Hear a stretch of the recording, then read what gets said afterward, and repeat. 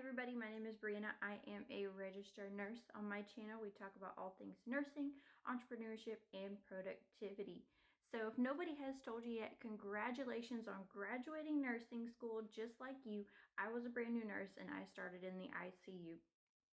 So here are a few tips that I learned along the way that helped me get through my first year and some things that I taught people that I trained in the future. Okay, so tip number 1. The hardest thing for me, and I'm pretty sure it's going to be hard for you guys to learn as well, was your drips and titrating them. So for me, when, I would ask my preceptors, how do I titrate? When do I know when to bolus? And I would kind of get the answer of, you'll learn as you go along, or you'll know every patient's different, so I can't tell you exactly how to do it. And that's true. Titrating and knowing when to give a bolus is sort of an art form, and there's no real set guide as to how to do it. A lot of your ICUs will have some sort of folder with, all the drips that you use and, the min and the max. And that is something that I want you to look at. That is what really helps me learn, and I'm pretty sure it's going to help you guys learn as well. Start memorizing the drips that you use most in your unit. So, about drips, memorize the minimum and the maximum, and memorize the ones that you use the most. Okay. Tip number 2. When you get report on your patient, on the back of your report sheet, after you've done your initial assessment or before you've done your initial assessment, go ahead and write down every physician that you may need to call for the duration of your shift on your patients. Anybody that you may need to call, go ahead and write down that phone number. So like I said, on the back of your report sheet, I just got a blank sheet of paper here. This is what I would do. So I would, have my report sheet, have all my patients' information on it, fold it in half. I fold it long ways, and I would stick it into my pocket. I could just easily pull it out if I needed to call my doctor. And this is what it would look like.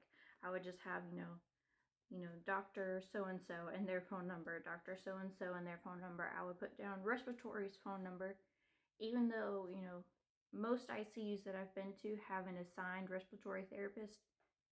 You will learn that they will not always be on the unit when you need them, and especially not when you need them. So you need to have their phone number just in case.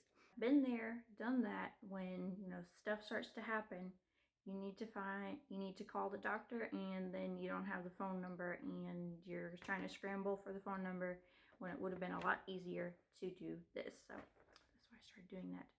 Stick around because I'll have a video coming out soon with tips on how to take report and questions to ask. If you're liking this video, please go ahead and give it a thumbs up and subscribe to my channel to learn more. Tip number 3. This is kind of an obvious one, but I want you to go ahead and get to know your patient. I mean this whether your patient is alert and able to talk or communicate in some sort of way with you, or if they're sedated and intubated. It's really important to do a thorough head-to-toe assessment, get to know what they can or cannot do.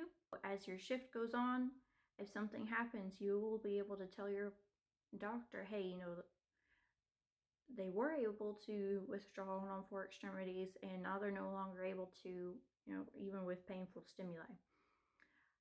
Side tip, whenever you call the doctor about something going wrong, they may ask you what your clinical picture is. That just means your assessment. When I first started, I had that question and I kind of froze for a second. I was like, clinical picture, what is that? And, I had the phone on speaker and my preceptor was like, your assessment. So clinical picture means your assessment.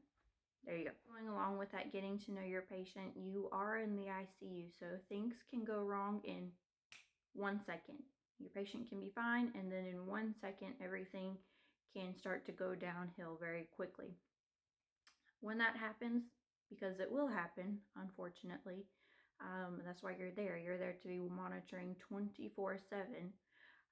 When that happens, do your best to not panic. It's going to be very hard, but what I do to kind of get me through that, or what I did to get me through that in those very first months of being on my own without a preceptor, was to just stop for 2 seconds, think in your mind, what is the most important thing that needs to be done right now?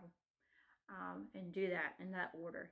Things, as you're going along, and if things are not improving, which sometimes they don't improve, no matter what you do, you'll be constantly reevaluating in your head. Okay, now what is the most important thing that needs to happen? Okay, now what is the most important thing that needs to happen? And go in that order, what needs to be done, and in that order, get those things done. Do not be afraid to ask for help. Preceptors are always going to say, don't be afraid to ask for help. Don't be afraid to ask for help. And as you're going through orientation, you'll learn those people you feel more comfortable asking questions. Even if you don't feel comfortable with certain people that you work with, need help, ask for it. People are more than willing to help you get through a scary situation. Okay, moving on to tip number 4. On a lighter note, make sure, and all of my old work buddies will tell you, to make a note about everything. And like I said, my old work buddies will tell you I made a note about everything. Long ones, short ones. Whenever something would happen, I would quote, quote, patient said, blah, blah, blah, unquote. Or quote, doctor said, blah, blah, blah, unquote. Road. I cannot tell you how many times people tried to blame the nurse for things either being done or not being done.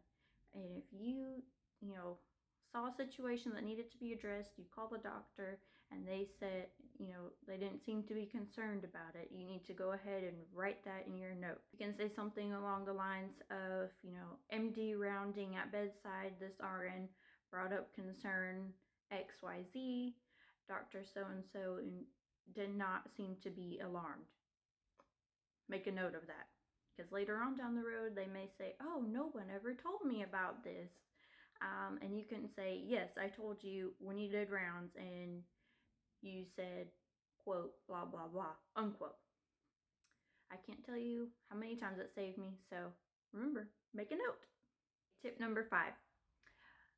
Your first year of nursing is going to be very hard. There's no if, ands, or buts about it. There's just no way around it. I hope some of these tips will make it easier, but with or without this knowledge, it's going to be very hard. My advice is vent to people that understand how it is being a new nurse or a new medical professional.